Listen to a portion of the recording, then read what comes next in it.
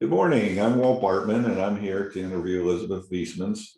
Elizabeth's been an instructor at the Yellow Barn for many years, and we're doing this interview series so you can get to know who our instructors are, and perhaps you'd like to, study with them. And this will be helpful because it'll give you a better understanding of who they are. So, good morning, Elizabeth.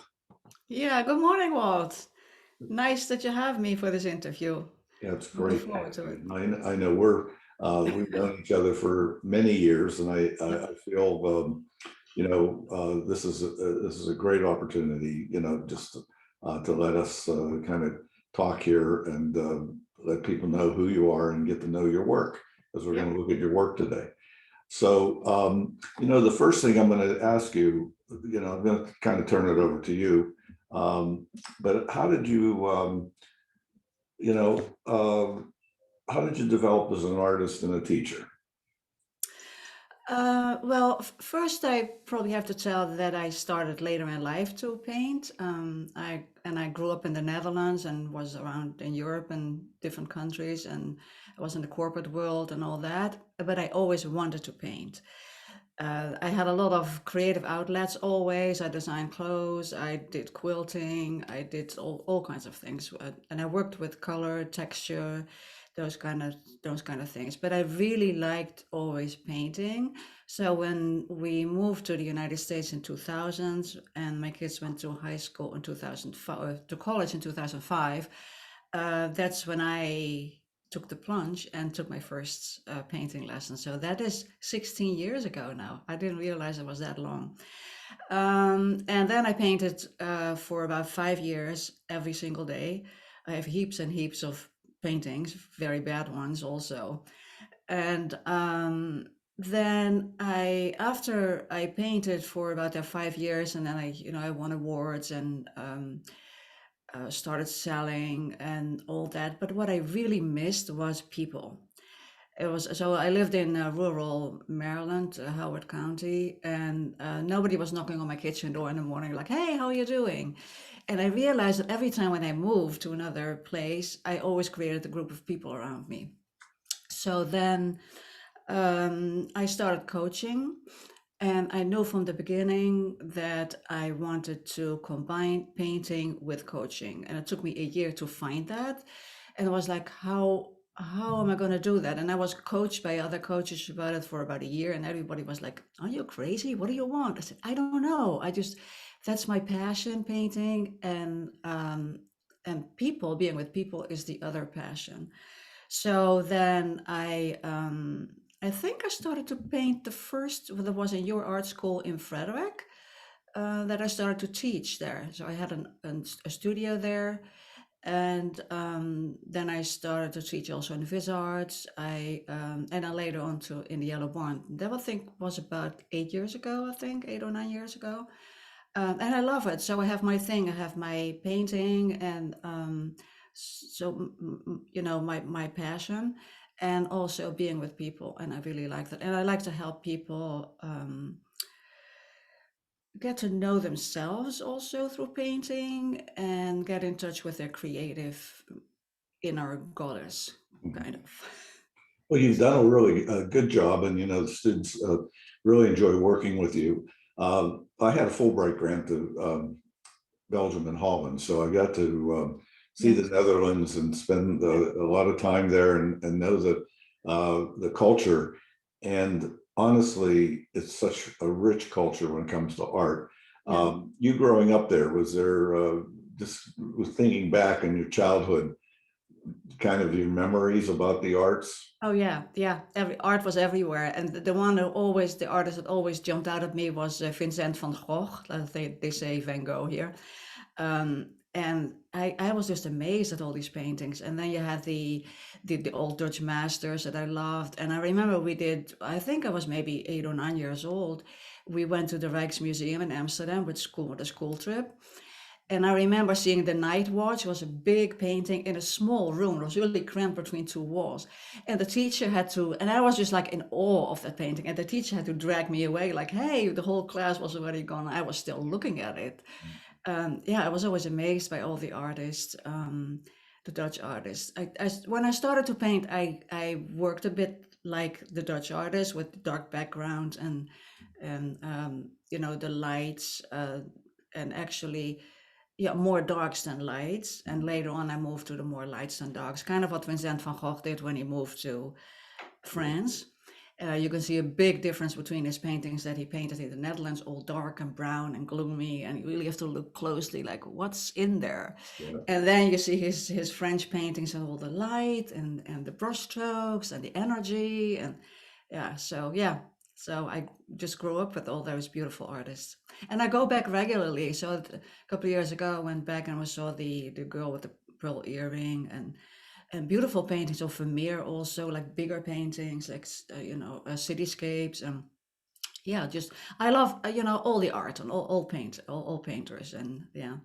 Yeah, well, it's great, you know, and having, you know, your background and experience, and then having you join us at the Yellow Barn is really, you know, adds to the experience of our students. And I think that they, you know, you bring that rich cultural background to them, really helps them to understand their work and themselves.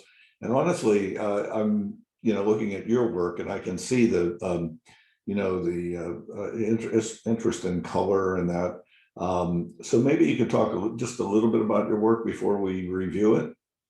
Yeah.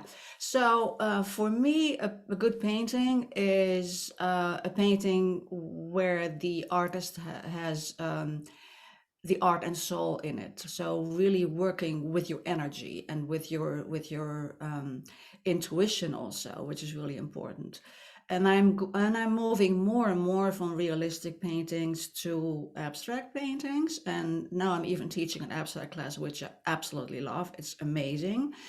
And what I do in all my, also in my own work, is working a lot with intuition. So with all the things that I've learned, and I love color. I mean, the first time people say about my paintings is, oh, the colors are so beautiful, and that's just, I love that. And yeah, so I like to work with energy, and I like to make happy paintings. And I paint also, I paint everything actually. I push myself to every time do like a new subject matter or painting in a new way, just to see what I can do. And if I like it, then I like it, and it helps me to, you know, to grow as an artist. That's what I want. I don't want to be always do the same thing. I want to grow and explore and have a good time with it. Okay, and when you're teaching, what do you feel is important in the work of your students?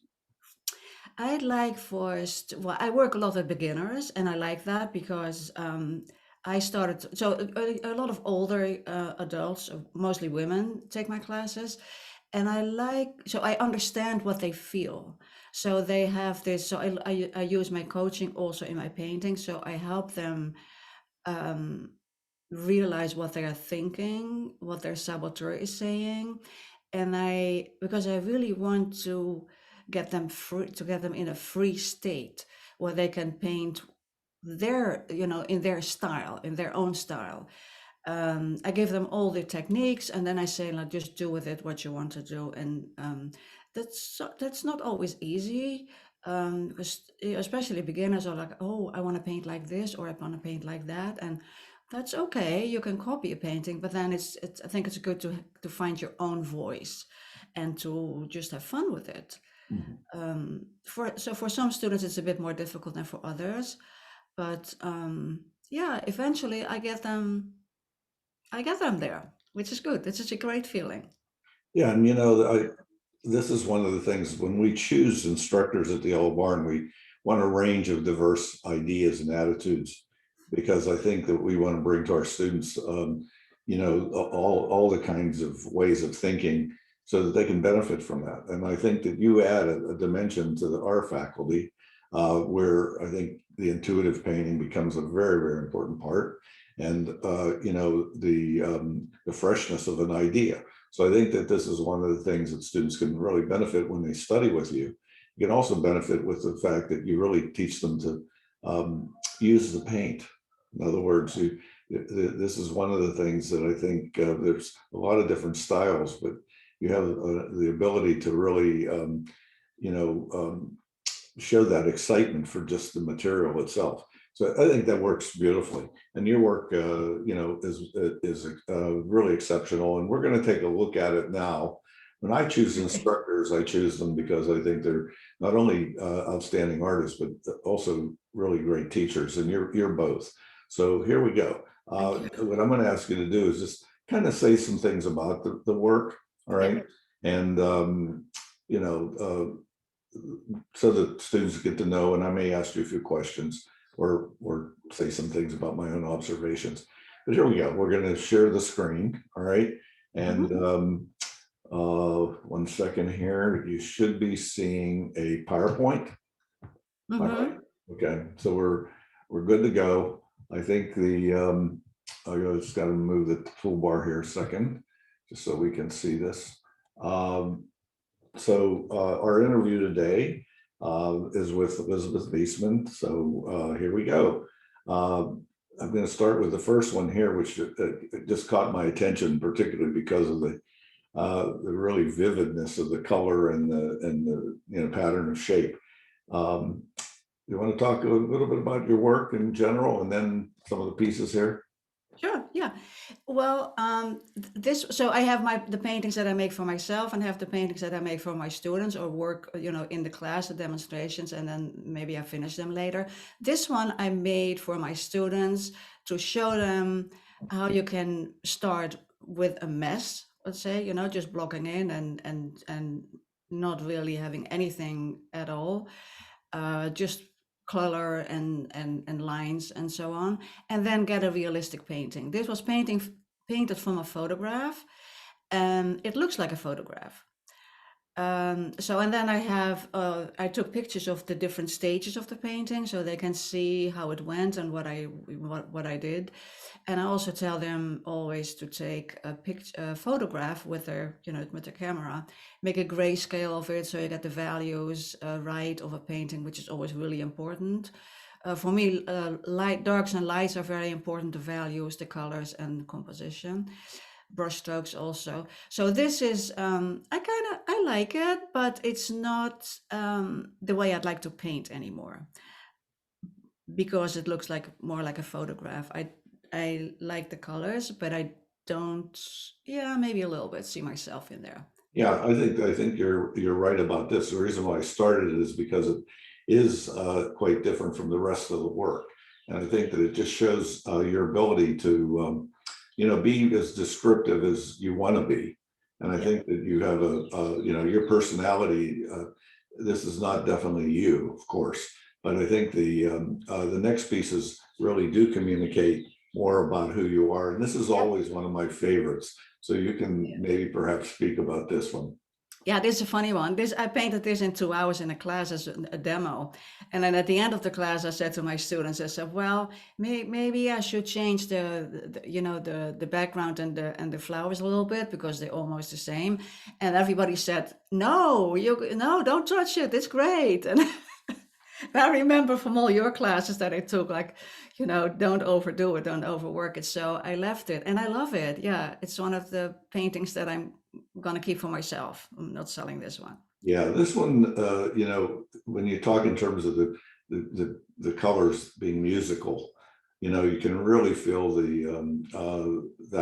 in the work. And I think the dimension of your composition, the way you built your space, and how you handled the focus and that really is quite nice. And then this, I think, speaks a lot of you, and that is the way you have a feel for not totally refining something like patent leather shoes. Yeah. It really is a much more, I guess, when we talk in terms of the sense of our experience, you really bring that to our understanding of the work. I love this piece. Well, Uh, thank you. Yeah. and Yeah, then I like, I'm sorry. Yeah, I like to paint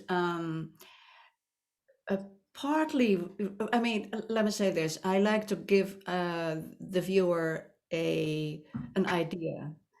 And then, so in your mind, this looks more like a realistic painting, but it's not because people make it up if that's if you get that idea. But yeah, so I don't want to paint like a photograph, like the first one we had, Mhm. um, because then you can make a photograph also. You don't have to make a painting. Yeah. Exactly, Yeah. exactly. And I think that's what, your work speaks of. So then the next piece. Oh yeah, this is a big one. It's a big painting. I painted this, and it's an oil. I only paint in oil these days. This I painted in like 3 hours, and I never touched it again. I painted it a couple of months after the first intuitive workshop that I took myself. And what I learned there is really working with your intuition and not judging yourself too much. So this is, of course, I had a lot of technique, that I learned over the years. I painted this when I was painting about 7 years, and I love it. It's to paint a lot of poppies and flowers and a lot of nature. And this is a poppy field, and it's very, yeah, kind of abstract, more going to abstract than all the other ones. And I like that. And the thing is, I my daughter liked it, and she wanted to have one. So I said, okay, I'll make you one. So I made that the other one, and it didn't look like this one. So then I realized that for every painting, you are in a certain state of mind. So, and then I thought, like, I'm going to make a third one because I want to recreate that state of mind that I had when I painted this one. So I made a third one, and that is still not the same like this one. I couldn't get into that state of mind. So, but it was interesting. It was an interesting exercise to see um, how important it is what you're thinking and how you're feeling when you paint. So yeah, this painting means a lot to me. Yeah. And you touched on, a lot of things here that I think really are important. And one of them is not to judge yourself too much, because it's really, I think that's one of the things with students is that their challenge is to be able to see what they've created.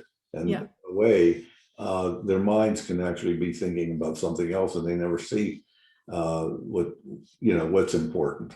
So I think, you have that ability and you can see that in your work. I love this piece too. I love it because of the combination of colors and yeah, just the rhythm of the eye. We really experience the idea, and I feel that that's all you need. It's a field of flowers, and the colors really just attract us. So yeah, then the next one is this one. yeah. That's painted about the same time as the other one. It's a little bit different again, but it reminds me a bit of Van Gogh. I mean, not, but kind of like that idea, right? Um, yeah, I just like this one. And then at the end, I realized that it needed a lot of some definition. So and then I made the dark, it's not black, but it looks like black, lines around the flowers. I like this one too. This is also one that I'm probably not selling. I have it here on my wall. Yeah, one of the period that Van Gogh was in, with Gauguin and the Nabi painters, that's my favorite. That's my favorite time. And honestly, I can see the influence of Van Gogh in this particular piece. Hmm. Actually, all your flower pieces have it, which is very interesting in the way you have the rhythm. You can feel the rhythm of it.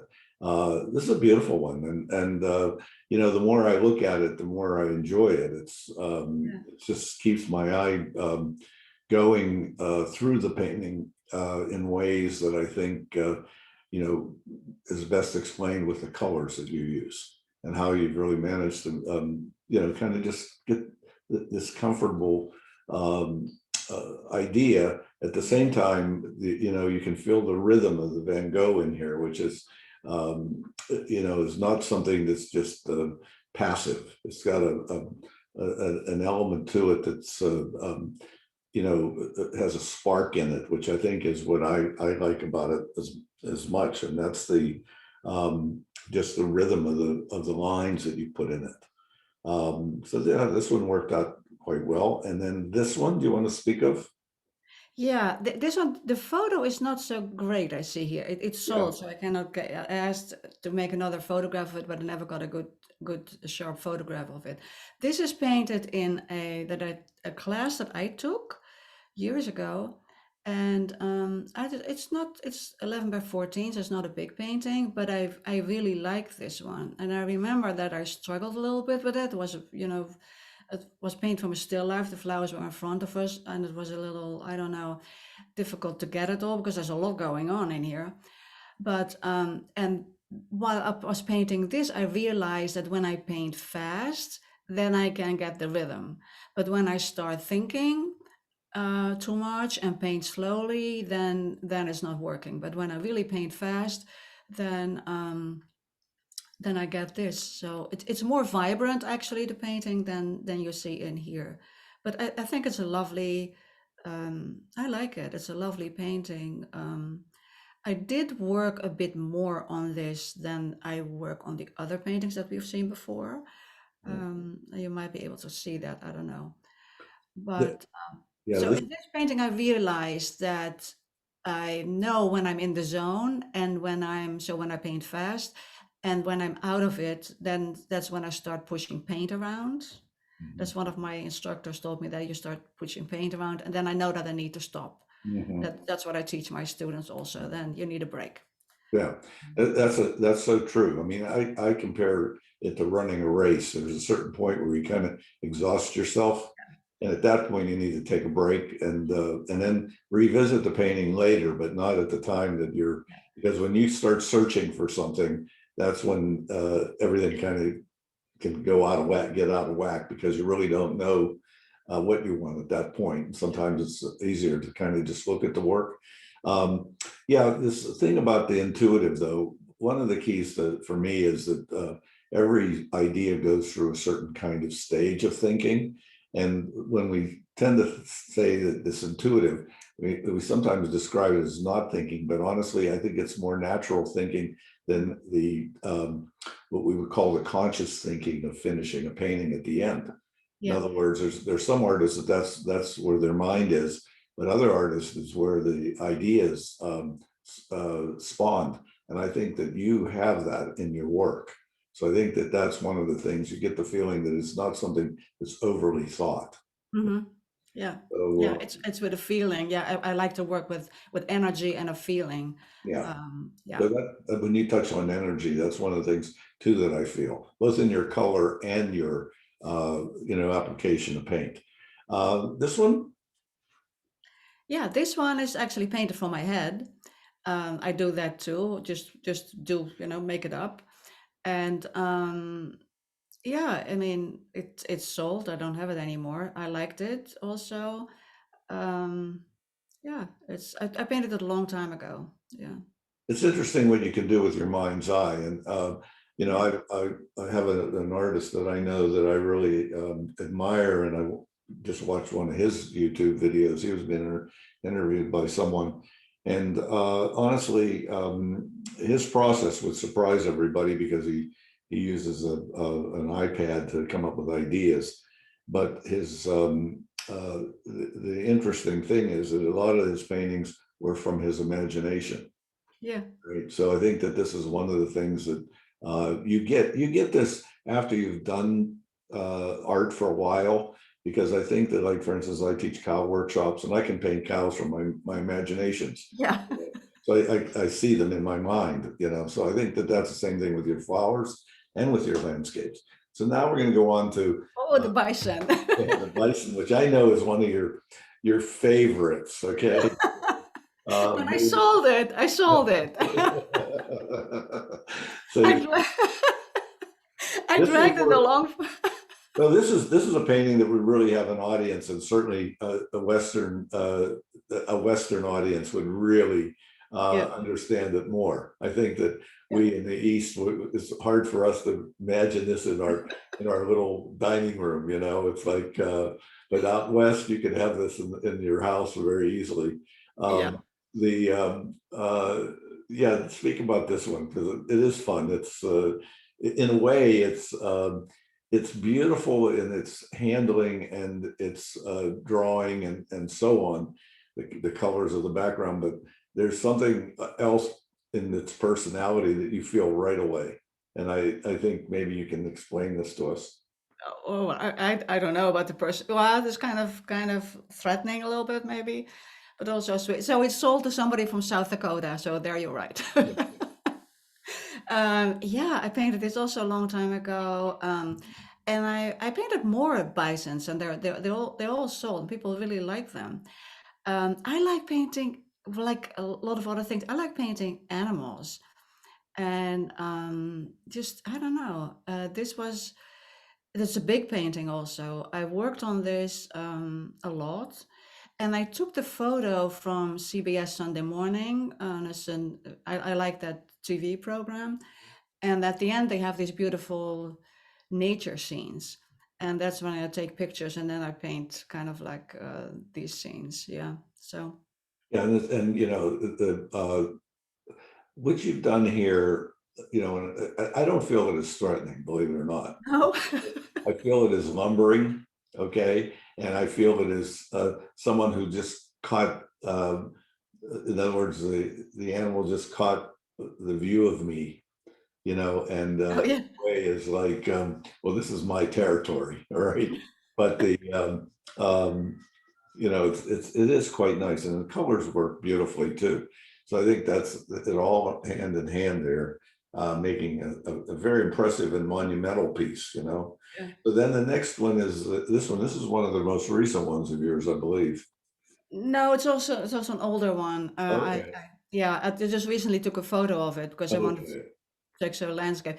But this is I lived in Boulder, Colorado for a little over a year, and I love the Western landscapes there. I think it's so beautiful. So always took a ton of pictures, and I made a lot of paintings. I like paintings with water, waterfalls, rocks, all these different colors. Like here in Maryland, everything is green. I'm not so crazy about green, and I teach my students also to see different colors in green, not just green.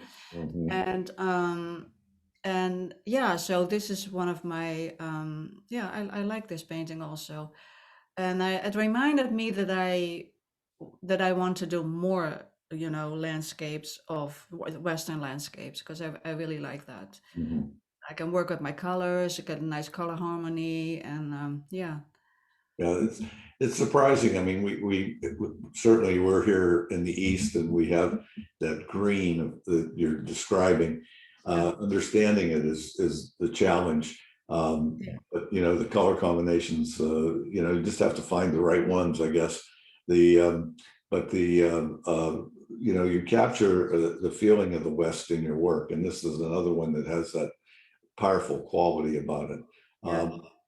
The greens are great here, though, Elizabeth. Okay, there are a lot of greens, but you did a great job with them. All right. So, I have a ton of colors in my tubes also, and then I work with that. Yeah, yeah. I work a lot with, green. When I do green, I always use as the dark alizarin crimson and ultramarine blue, always, to get the really dark darks.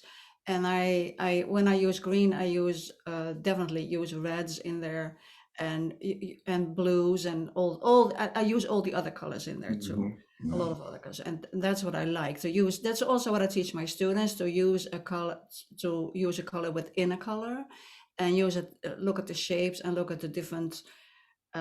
Look at shapes within shapes and colors within the colors. Yeah, and you've managed to do that well here, and you know, just can feel it. You can feel the rushing water toward us, Yeah. and that's what's in all of your paintings, the feeling.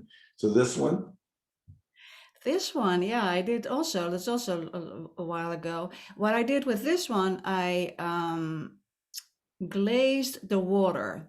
So it doesn't maybe show that well in this painting, in the photograph, I mean, but the water was glazed so that shines through the trees. I just realized while thinking about this interview, what I'm going to tell, that my grandfather always took me for walks as a little. I could hardly walk, and he took me for walks in the woods, and we looked around at everything, at the squirrels and the everything. And that made me, I think, or opened me up, I think, to nature and trees and forests, because I love painting that. So this one is also, I don't have it anymore. It's also sold. Yeah, this is different than what I usually do also. But then again, I like that. I like to make all kinds of different paintings, and that's also what I like in an artist is to come up with something original, Mhm. something different. Because when you always paint the same thing, it gets boring.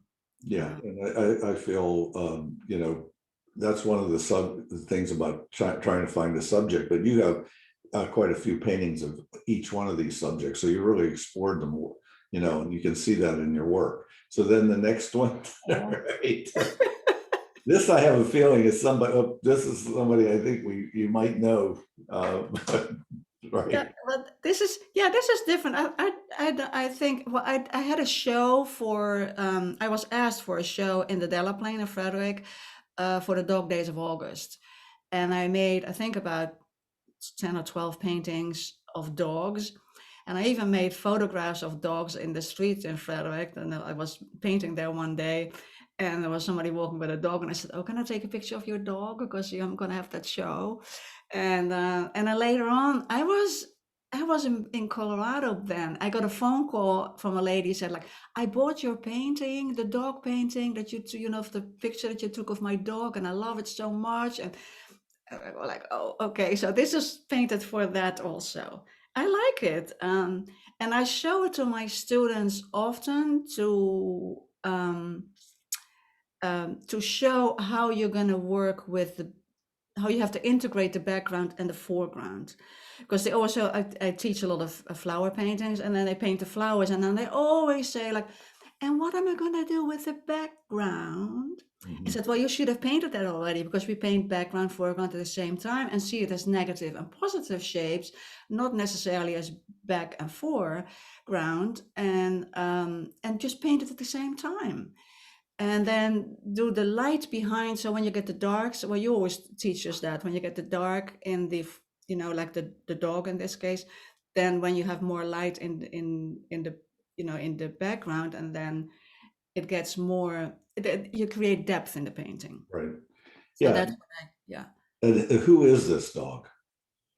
it's from Google. Oh, okay. I thought maybe this was It's your dog. Google.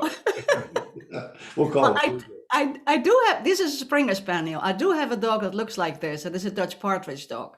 Only Okay. the ears are not that long. But I just love this face Yeah. of these Yeah. kind of dogs. Yeah, so Okay. So then here's the other one, which I that's think my dog. That's that's a my dog. beauty. Yeah. Yeah. So he died years ago. That was Spike, a Dutch Partridge dog. It's a Dutch hunting dog and a pointer. And I painted this for a show. And the theme of the show, for a jury show, and the theme of the show was food for thought. Mm. Thought, what is it? Food for thought, I think. So I painted an empty bowl next to him, and it was not juried in. I didn't get into the show because the jurors were all chefs, and they were looking for food. Yeah. I have no food. Not No, dog. no, I didn't get in. That's a good one. This is a beauty. And honestly, the naturalism in this, just the way you captured the pose, dogs can be hard sometimes because of the fur.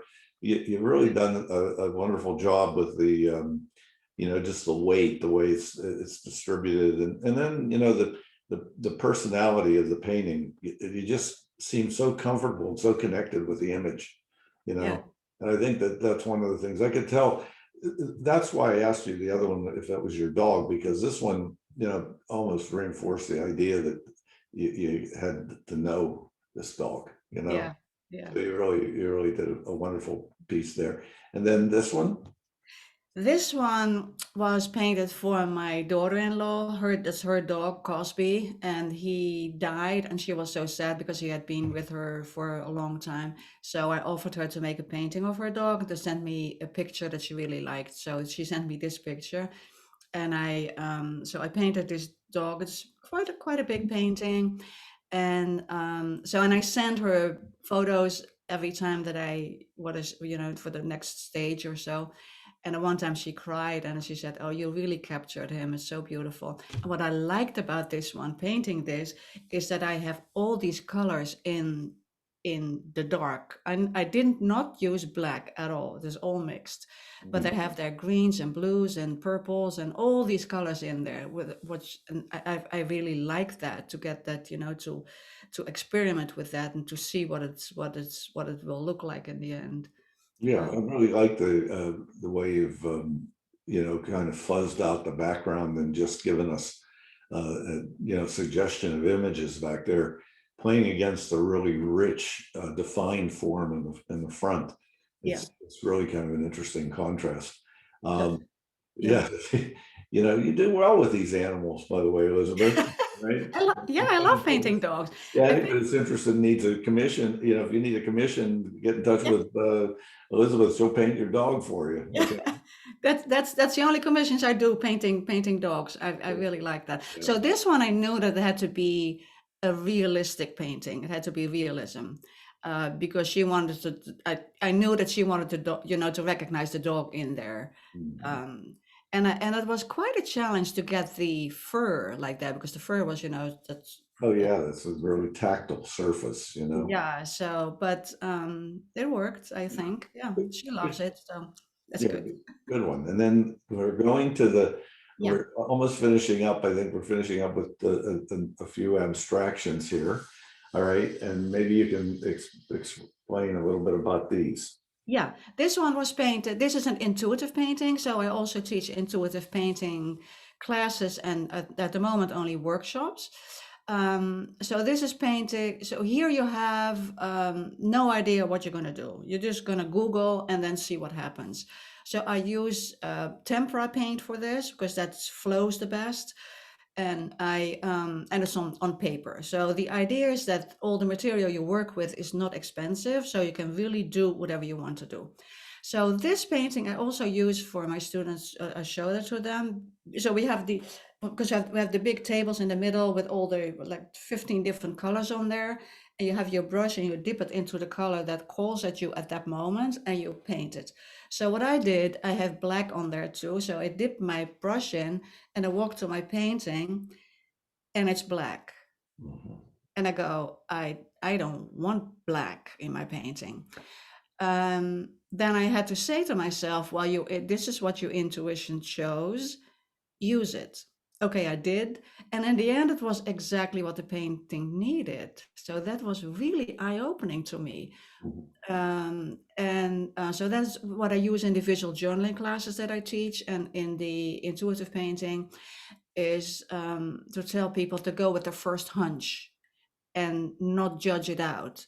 And it's really important to notice that first hunch, because it comes and goes so fast that you don't even know, and you've already judged it out, and then you're not working with your intuition. So yeah, this is, I like that too. The tree is something that I also paint a lot, and I paint like eyes, so you see the circles. But I like this painting. It's kind of like the circle of life. I don't know. Are you familiar with Carl Appel? No.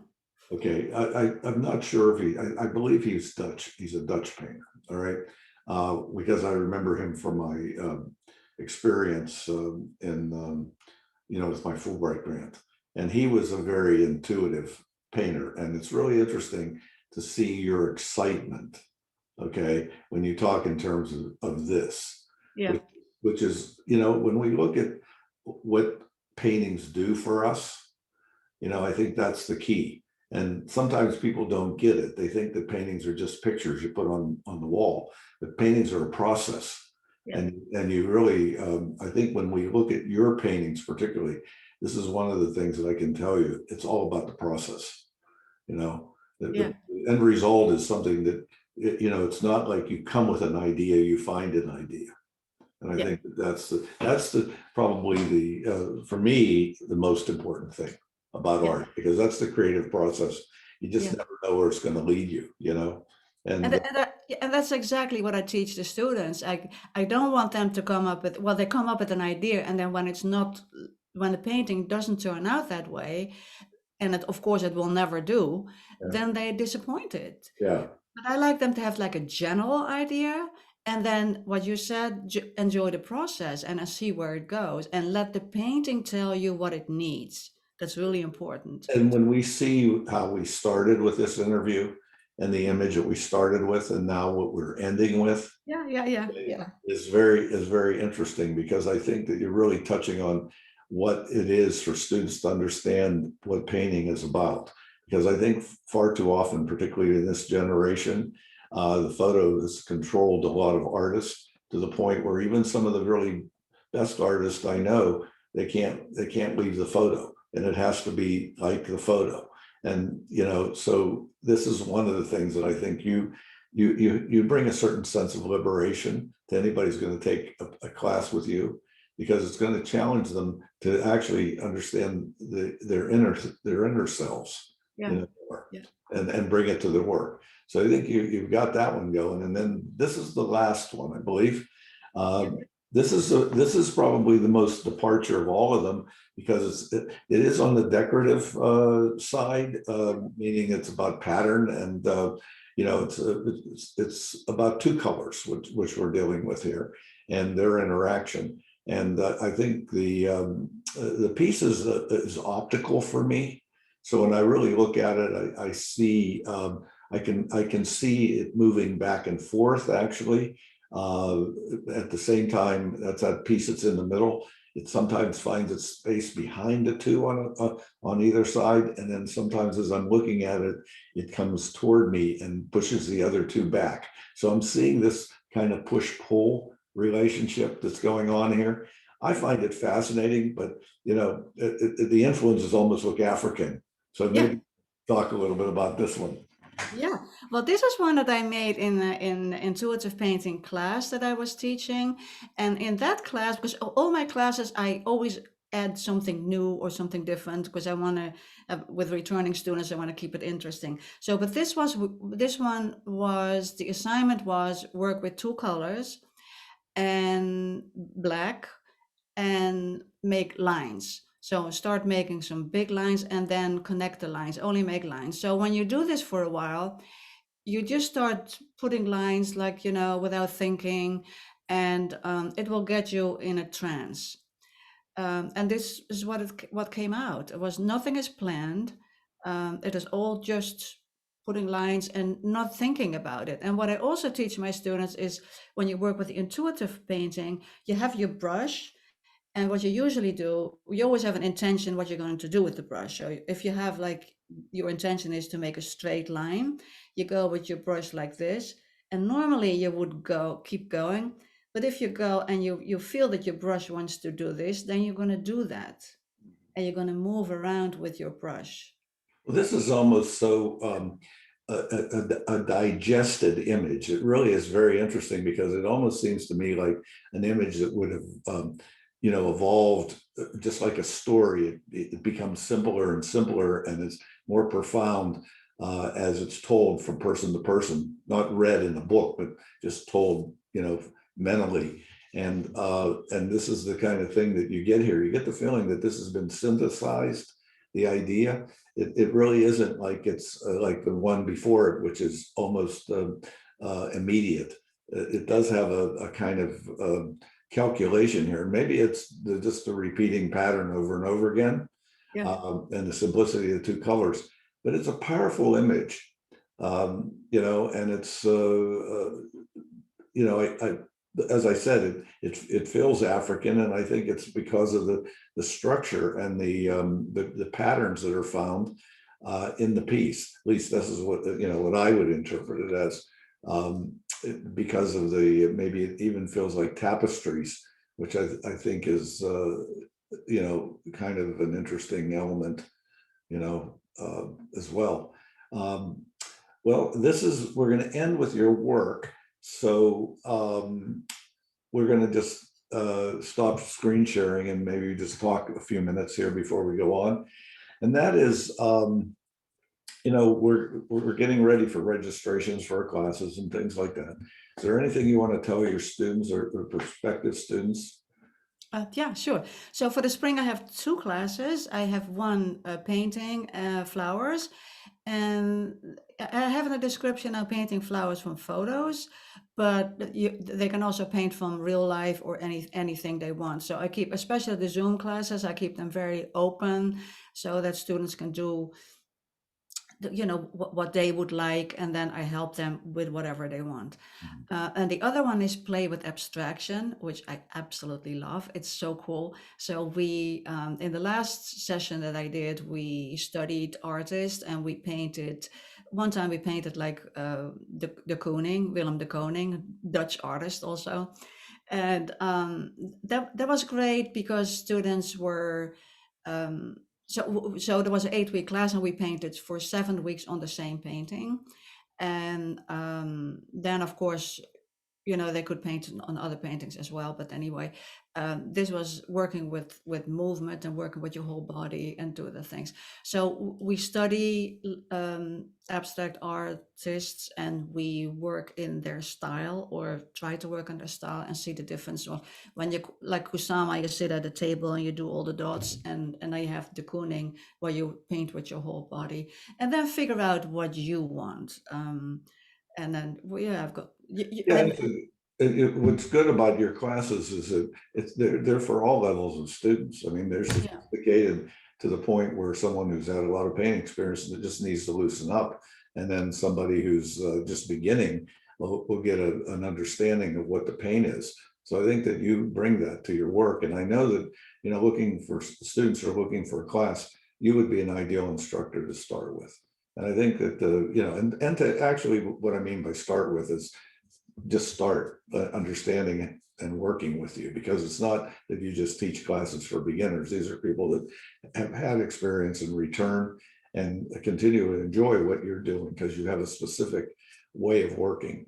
I want to say to everyone, I want to thank you for watching this interview. I hope you got a lot out of this and got to know Elisabeth, and will sign up for her classes. I think that you'll definitely learn a lot and learn a lot about yourselves. So Elisabeth, I want to thank you today for being here, and just for everyone to consider, that our classes are enrolling, and they have the opportunity to study with you. So thank you. Thank you. I really enjoyed it. Yeah. Okay, folks. So we'll say goodbye, and we'll if you have any questions, you can always get in touch with me at walt@yellowbarnstudio.net. All right, and our website is yellowbarnstudio.com. Thank you.